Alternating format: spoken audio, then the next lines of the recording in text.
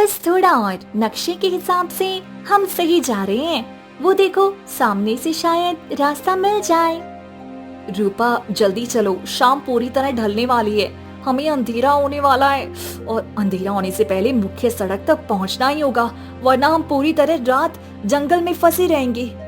मुझे तो लगता है हम रास्ता पूरी तरह भटक चुके हैं, ये नक्शा भी अब कुछ समझ नहीं आ रहा है। सूरज ढलने की कगार पर था और आसमान का रंग गहरा पीला और नारंगी हो चुका था। जंगल के ऊंचे पेड़ों की छाया जमीन पर लंबी और डरावनी दिखने लगी थी। रूपा, जो सबसे चंचल थी, हाथ में एक पुराना नक्शा पकड़ी सबसे आगे चल रही थी। अवनी और रागिनी थकी हुई हालत में उसके पीछे पीछे आ रही थी। अरे ओ रूपा, जल्दी जल्दी पैर चढ़ा, अगर तू इतना धीरे चलेगी तो हम कब पहुँचेंगे? देख, सूरज ढल रहा है, अगर एक बार पूरी रात हो गई तो इस घने जंगल में रास्ता ढूंढना नामुमकिन हो जाएगा। रागिनी दीदी, मैं कोशिश तो कर रही हूँ, पर इस नक्शे की लकीरें इस धुंधली रोशनी में समझ ही नहीं आ रही हैं। अरे तेरे बस की बात ही नहीं है, ला मुझे दे जल्दी, रात होने को आई है और तू अभी तक वही खड़ी है। अभी रागिनी के हाथ में नक्शे को छुआ ही था कि ऊपर पेड़ों के घने झुरमुट से एक विशाल काला पक्षी बिजली की गति से नीचे की ओर झपटा। उसने अपने नुकीले पंजों को सीधे नक्शे पर मारा। रागिनी और रूपा कुछ समझ पाती उससे पहले ही वह पक्षी नक्शा लेकर उड़ गया। ला ला, अरे ये क्या हो गया? ये तो नक्शा ही लेकर उड़ गया। अब क्या होगा? इस घने जंगल में हम बिना नक्शे के एक कदम भी नहीं बढ़ा पाएंगे आगे। अब क्या होगा? मैं घर कैसे जाऊंगी? अवनी, रागिनी, मैं घर कैसे जाऊंगी? मुझे बहुत डर लग रहा है। अब मैं कैसे जाऊंगी घर? अरे चुप कर पगली, तू ही नहीं हम तीनों यहाँ पर हैं। हमें और हम दोनों को भी घर जाना है, रोने से रास्ता नहीं मिलेगा, हिम्मत रख। रात का घना अंधेरा चारों ओर फैलने लगा। जंगल इतना डरावना और सुनसान था कि हाथ को हाथ भी सजाई नहीं दे रहा था। अवनी, रागिनी और रूपा बुरी तरह रास्ता भटक चुकी थी। अब कुछ नहीं हो सकता, रास्ता पूरी तरह खो चुके हैं हम, और अब हमें ये खौफनाक रात इसी जंगल में गुजारनी होगी। तभी अचानक घने कोहरे को चीरती हुई एक मध्यम पीली रोशनी दिखाई देने लगी। वह रोशनी धीरे धीरे उनकी ओर पड़ रही थी। जब रोशनी पास आई तो उन्हें हाथ में एक पुरानी पीतल की लालटेन लिए एक बुढ़िया दिखाई दी। उस बुढ़िया को देखकर उन तीनों के चेहरे पर थोड़ी राहत आई। ओह, अब जाकर जान में जान आई, इस डरावनी जंगल में हमारे सिवा और कोई भी है, वरना मुझे तो लगा था कि हम यहाँ अकेले ही फंस गए हैं। बुढ़िया ने अपनी लालटेन ऊपर उठाई और एक रहस्यमयी मुस्कान के साथ उनकी तरफ देखा। घबराओ मत बच्चियों, इस अंधेरे में भटकना ठीक नहीं। मेरी झोपड़ी पास ही है, चलो आज रात वहीं गुजार लो। अवनी को बुढ़िया की आवाज और उसके हाव भाव में कुछ अजीब लगा, लेकिन अपनी सहेलियों की सुरक्षा के लिए उसने हामी भर दी। तीनों खामोशी से उस बुढ़िया के पीछे पीछे चल दी। अरे दादी, आपने तो हमारी जान बचा ली, भगवान ने ही आपको सही समय पर यहाँ भेजा है, वरना हम तो डर के मारे मर ही जाते। बुढ़िया अपनी रहस्यमयी मुस्कान के साथ आगे बढ़ने लगी। अवनी खामोश थी, लेकिन उसके मन में आशंकाओं का भवंडर चल रहा था। पता नहीं रागिनी, ये बुढ़िया कैसी होगी और इसका इरादा क्या है? मुझे तो इसके बारे में कुछ भी ठीक नहीं लग रहा है, लेकिन अभी हमारे पास कोई दूसरा चारा भी नहीं है। रात गुजारने के लिए हमें इसके साथ जाना ही पड़ेगा। सही कह रही है अवनी, लेकिन इस वक्त हम और भी क्या कर सकते हैं? बस सतर्क रहना होगा। हाँ रागिनी, हमें इसके साथ सतर्क रहना ही होगा, लेकिन ये रूपा है ना, इतना बकबक बोलती रहती है कि इसका मुंह कभी बंद ही नहीं होता। अरे रूपा, कभी तो चुप रह ले, कम से कम अभी तो शांत रह। रूपा ने अपना मुंह सिकोड़ लिया और थोड़ी देर के लिए शांत हो गई। कुछ ही देर में वह उस पुरानी और जर्जर झोंपड़ी के सामने पहुंच गई। बुढ़िया के दरवाजा खोलते ही उन्हें अंदर बैठाने का इशारा किया गया। झोंपड़ी के अंदर रोशनी बहुत कम थी। तुम बैठो बच्चियों, मैं तुम्हारे लिए ताज़ा दूध लेकर आती हूँ। इसे पीकर तुम्हारी सारी थकावट मिट जाएगी। बुढ़िया रसोई के अंधेरे कोने में गई और कुछ देर बाद 3 मिट्टी की कटोरियों में गर्म दूध लेकर आई। दूध से भाप निकल रही थी और उसकी महक बहुत ही मीठी और लुभावनी थी। बुढ़िया ने एक एक करके वे कटोरियां तीनों के सामने रख दी। लो, गर्मा गर्म दूध पी लो और फिर आराम से सो जाना। अरे दादी, इसकी क्या जरूरत थी? लेकिन लाइए लाइए, बहुत जोर से भूख लगी थी। जंगल में रास्ता खोजते खोजते इतनी थकान हो गई थी कि अब तो बस कुछ मिल जाए। अवनी ने जब रूपा को उस तरह उतावला देखा तो उसने अपना माथा पीट लिया। ये रूपा कभी नहीं सुधरेगी, इसको हमेशा किसी भी चीज की बहुत जल्दी रहती है। कम से कम यहाँ तो थोड़ा सब्र करती। बुढ़िया ने अब अवनी और रागिनी की ओर अपनी लाल आंखें घुमाई और उन्हें भी दूध पीने के लिए उकसाने लगी। अवनी ने सावधानी से मिट्टी की कटोरी को पकड़ लिया और चुपके से रागिनी की ओर देखा। रागिनी समझ गई और उसने भी कटोरी मुंह से लगा ली। जैसे ही रूपा ने दूध की आखिरी घूंट भरी, उसकी पलकें भारी होने लगी। अवनी, रागिनी, मुझे बहुत नींद आ रही है। कहते ही रूपा वहीं मेज पर ढीली पड़ गई और बेहोश हो गई। अवनी और रागिनी ये सब देखकर बुढ़िया की ओर देखने लगी। बुढ़िया ने उन्हें देखा, इसीलिए उन्होंने भी तुरंत अपना सर नीचे झुकाया और मेज पर गिरने का नाटक किया। झोंपड़ी में अब गहरी खामोशी छा गई थी, जिसे केवल बुढ़िया की दबी हुई हंसी तोड़ रही थी।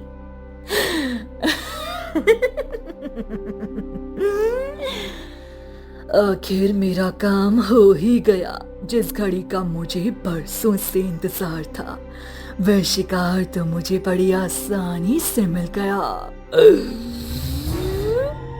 बुढ़िया ने एक अजीब सी सीटी बजाई, जिसे सुनते ही झोंपड़ी के अंदर अंधेरे कोने में से एक विशाल और डरावना भेड़िया बाहर निकल आया। हुक्म दीजिए मालकिन, क्या सब तैयारी शुरू कर दी जाए? हाँ, सब कुछ तैयार है ना? आज रात का मुहूर्त बहुत शुभ है। जी मालकिन, मटका उबल रहा है और सारा इंतजाम पक्का है। तुझे दूध पीने की बड़ी जल्दी थी ना? ले, अब सबसे पहले मैं तुझे ही उस कमरे में ले चलूंगी। तेरी ही जवानी सबसे पहले इस मटके की भेंट चढ़ेगी। बुढ़िया रूपा को उठा ली और उसे झोंपड़ी के पिछले हिस्से में बने एक गुप्त और अंधेरे कमरे की तरफ ले जाने लगी कि अवनी और रागिनी बेहोश नहीं थी। अवनी ने अपनी एक आंख थोड़ी सी खोलकर ये सब देख लिया था। उसने रागिनी का हाथ दबाया और दोनों अपनी आंखें खोलकर बुढ़िया की हर हरकत पर नजर रखने लगी। उन्हें अब पता चल चुका था कि उनकी सहेली रूपा की जान बहुत बड़े खतरे में है। मेरा शक सही निकला। रागिनी ये कोई मामूली बुढ़िया नहीं, बल्कि एक बहुत डरावनी और मायावी शक्ति है। देखा तुमने वह रूपा के साथ क्या करने जा रही है? कर भी क्या सकते हैं अवनी, अब हमें क्या करना है? हम तो रास्ता भटक चुके हैं और इस वक्त हम अपने गांव के लोगों को मदद के लिए भी नहीं बुला सकते। यहाँ हमारे सिवा और कोई नहीं है। हमें जो भी करना है अभी ही करना होगा। हम रूपा को शैतान के भरोसे नहीं छोड़ सकते। चलो दबे पांव देखते हैं कि वह अंदर क्या कर रही है। कुछ ही पलों में वह बुढ़िया एक भयानक और लंबी कदकाठी वाली मायावी जादूगरनी में बदल गई। उसके सिर पर सींग जैसे उभर आई थी और आंखें दहकने वाली अंगारों की तरह चमक रही थी। वह अपने खौफनाक असली रूप में आ चुकी थी। दुनिया की नजरों में लाचार बुढ़िया, लेकिन हकीकत में मौत की मलिका। मेरा रूप बदलने का ये तरीका मासूमों को अपनी ममता के जाल में फंसाओ और फिर उनकी जवानी के इस मटके की आग में झोंक दो।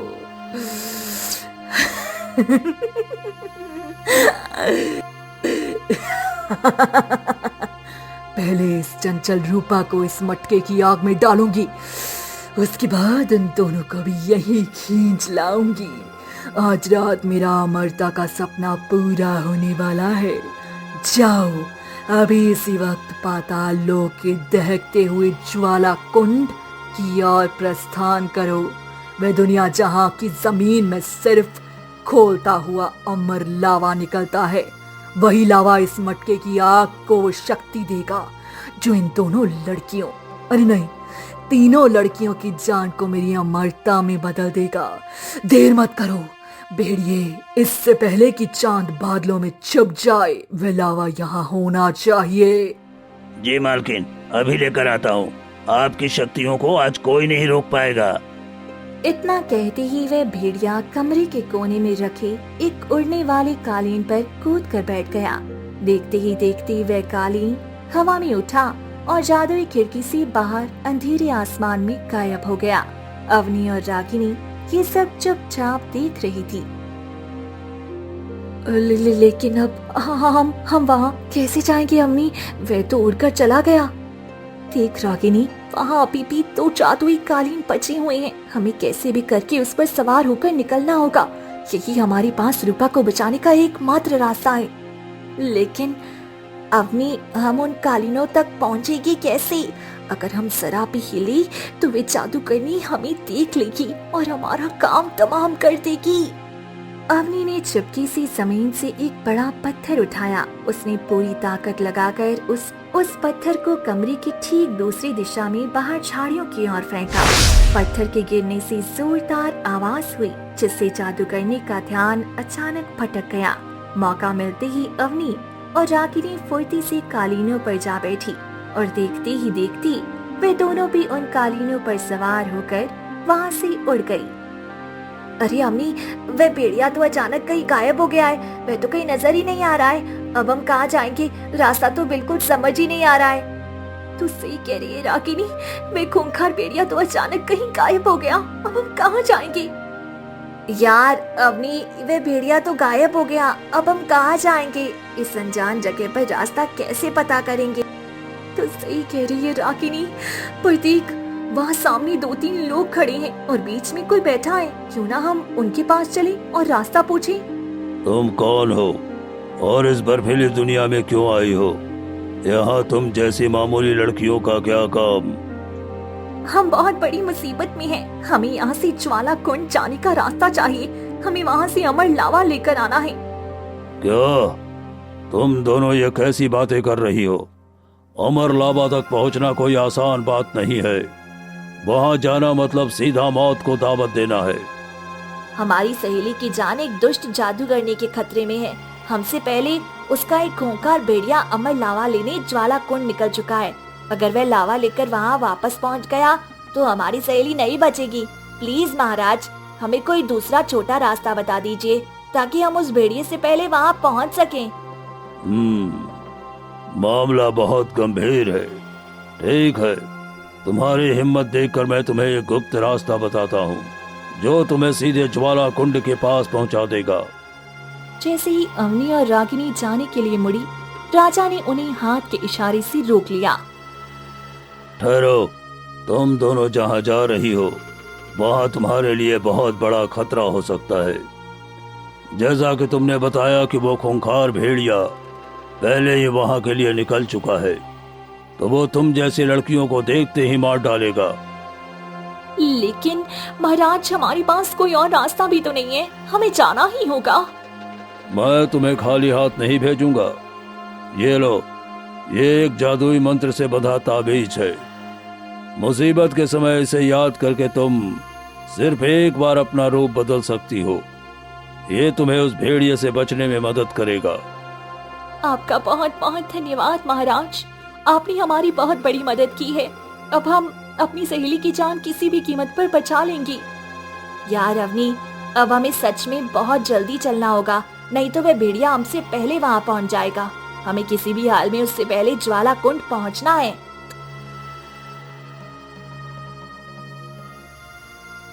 दोनों तुरंत अपने अपने जादुई कालीन पर बैठी और तेजी से उड़ते हुए कुछ ही देर में पाताल लोक की उस खौलते हुए ज्वाला कुंड के पास पहुंच गई। रागिनी देख, लगता है वही सामने जो लाल आग दहक रही है वही अमर लावा है। तभी रागिनी की नजर थोड़ा आगे पड़ी और उसने देखा कि वह भेड़िया वहाँ से अमर लावा ले चुका है। अरे नहीं अवनी, ये तो हमसे पहले ही आ गया और इसने अमर लावा भी ले लिया। अब क्या होगा, हम तो लेट हो गए। चिंता मत कर रागिनी, मेरे पास एक तरकीब है। मैं जैसा कहती हूँ बस तू चुपचाप वैसा ही कर। तू जल्दी से जाकर उस बड़े पत्थर के पीछे छिप जा। लेकिन तू ऐसा क्या करने वाली है अवनी, जो मुझे छिपने के लिए कह रही है? तू खुद क्या करेगी? तू बस बिना सवाल किए उस पत्थर के पीछे छुप जा रागिनी। हमारे पास बहस करने का वक्त नहीं है। मैं इस भेड़िए को रोकने के लिए एक जबरदस्त तरकीब लगाने जा रही हूँ। ठीक है यार, मैं जा रही हूँ उस पत्थर के पीछे छिपने, लेकिन तू जो भी कदम उठाएगी बहुत सोच समझ कर करना, अपनी जान खतरे में मत डालना। रागिनी दबे पांव पीछे हटी और एक बड़े पत्थर के पीछे जाकर छिप गई। उसके जाते ही अवनी ने राजा का दिया हुआ वह जादुई ताबीज निकाला। उसने आंखें बंद की और ताबीज को याद किया। देखते ही देखते अवनी का शरीर बदलने लगा और वह हूबहू उस दुष्ट जादूगरनी के रूप में बदल गई। अरे अवनी, तूने अपना चेहरा ऐसे क्यों बदल लिया? तू उस दुष्ट जादूगरनी जैसी क्यों दिखने लगी? तू बस देखती जा रागिनी कि मैं क्या करती हूँ। तू वही छिप। अवनी जादूगरनी का रूप धारी सीधे उस भेड़िए के सामने आ जाती है। उसे अचानक वहाँ देखकर भेड़िए की आंखें फटी की फटी रह गई। मालकिन, आप यहाँ क्यों आई हैं? आपने तो मुझे आदेश दिया था ना। मैं तो खुद ही अमर लावा लेने यहाँ आया था। अवनी ने मौका देखकर अपनी आवाज को और भारी किया और इस पर जोर से चिल्लाते हुए डांटने लगी। मूर्ख भेड़िए, तूने इतनी देर लगा दी कि मुझे खुद यहाँ आना पड़ा। वहाँ साधना का समय निकलता जा रहा है और तू यहाँ समय बर्बाद कर रहा है। ला, वे अमर लावा जल्दी से मुझे दे दे। मुझे अभी के अभी इसी की जरूरत है। क्षमा कीजिए मालकिन, मुझसे बहुत बड़ी भूल हो गई। मुझे माफ कर दीजिए। मुझे रास्ता ढूंढने में थोड़ी देर हो गई थी। ठीक है मालकिन, ये लीजिए अपनी अमानत, आपका अमर लावा। आखिरकार ये अमर लावा मुझे मिल ही गया। अब मेरी अमरता के रास्ते का हर कांटा साफ हो जाएगा। बस अब तुम्हारा यहाँ कोई काम नहीं है। अब तुम यहाँ से जा सकते हो। जाओ, तुरंत वापस निकलो यहाँ से।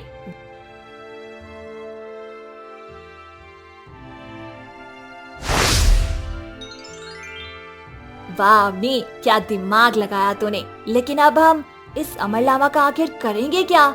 इसे लेकर कहाँ जाना है? इस अमर लावा की मदद से हम उस दुष्ट जादूगरनी को खत्म कर पाएंगे।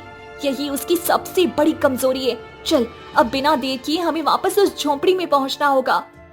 दूसरी तरफ जादूगरनी अपनी झोंपड़ी में खोलते हुए मटके के पास खड़ी बेसब्री से इंतजार कर रही थी और खुद से ही बातें कर रही थी। बस मेरा वफादार गुलाम आता ही होगा। जैसे ही वह अमर लावा लेकर आएगा, मैं उसे इस मटकी में डाल दूंगी।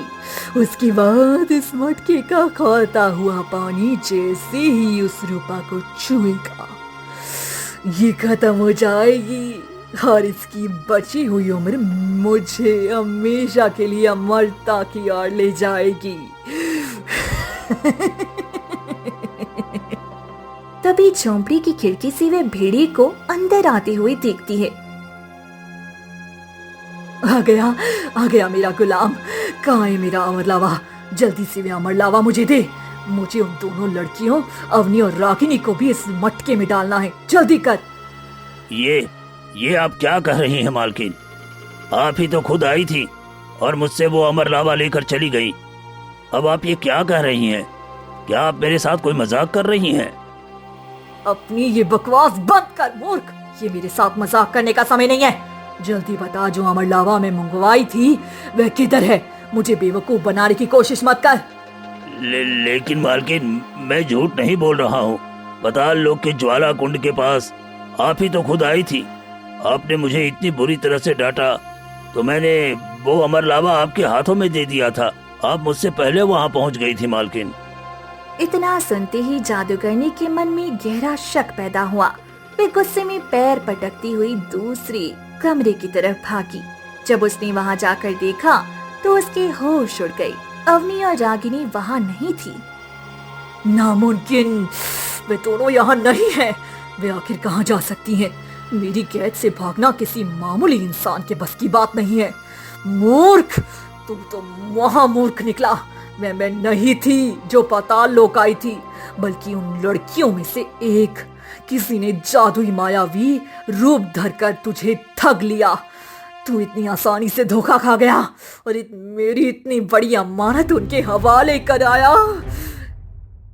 गुस्से से तमतमाई जादूगरनी फिर से वापस अपने दूसरे कमरे में जाती है, जहाँ उसने रूपा को कैद करके रखा था। लेकिन वहाँ का नजारा देखती ही वह एकदम से चौंक जाती है। वहाँ रूपा भी नहीं थी। अरे, वे रूपा कहाँ चली गई? वे तो यहाँ बेहोश पड़ी थी ना। वे भी यहाँ नहीं है। ये सब क्या हो रहा है? दुष्ट जादूगरनी, हम यहाँ हैं और हमारी सहेली रूपा भी हमारे साथ है। अब तो हमारे साथ कुछ नहीं कर पाएगी, हमारा कुछ नहीं बिगाड़ सकती तू।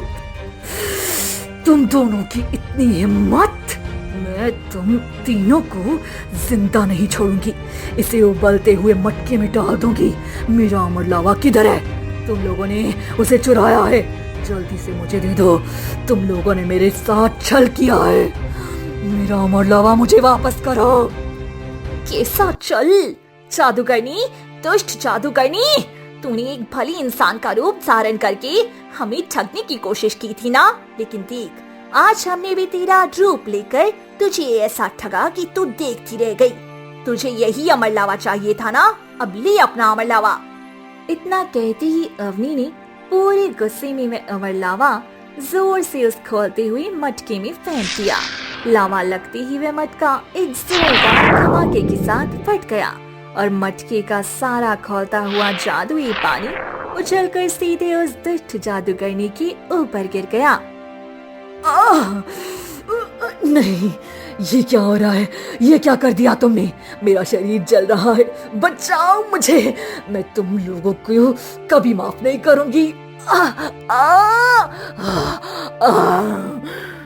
नहीं। अरे वाह, मालकिन का तो काम तमाम हो गया। तेरा क्या होगा भेड़िया? अरे नहीं, मुझे कुछ मत करना। मेरा इस सब में कोई कसूर नहीं था। मैं तो बस उसके हुक्म का गुलाम था। मैं आज से ही ये पाताल लोक और ये सब छोड़कर बहुत दूर चला जाऊंगा। कभी लौट कर नहीं आऊंगा। मुझे बख्श दो। इतना कहकर डरा सहमा भेड़िया झोंपड़ी के दरवाजे की तरफ भागा और अपनी जान बचाकर वहां से दुम दबाकर 9-2-11 हो गया। धीरे धीरे पाताल लोक का वह खौफनाक साया गायब हो गया और सुबह की ताजी किरणें पूरी जंगल में फैल गई। तीनों सहेलियां मुस्कुराते हुए जंगल के रास्ते अपने घर की तरफ बढ़ने लगी। तभी अचानक हवा में फड़फड़ाहट हुई और वही रहस्यमय पक्षी उड़ता हुआ उनके ऊपर से गुजरा और चोंच में दबाए हुए नक्शा नीचे गिराकर आसमान में कहीं गायब हो गया। अरे ये देखो, ये क्या हुआ? ये पक्षी कल रात हमारा नक्शा लेकर भाग गया था और आज खुद ही सुबह इसे वापस यहाँ छोड़ गया। चलो चलो, जो भी हुआ अच्छा ही हुआ। वैसे भी आज सुबह हो चुकी है और हमारे पास अब पूरा दिन है। अब हम आराम से रास्ता ढूंढते हैं और अपने घर चले जाएंगे। बिल्कुल यार, आज हम तीनों साथ हैं और सुरक्षित हैं। यही हमारे लिए सबसे बड़ी बात है। सच्ची दोस्ती की आगे कोई भी दुष्ट जादूगरनी नहीं टिक सकती। चलो अब बिना देर किए घर चलते हैं।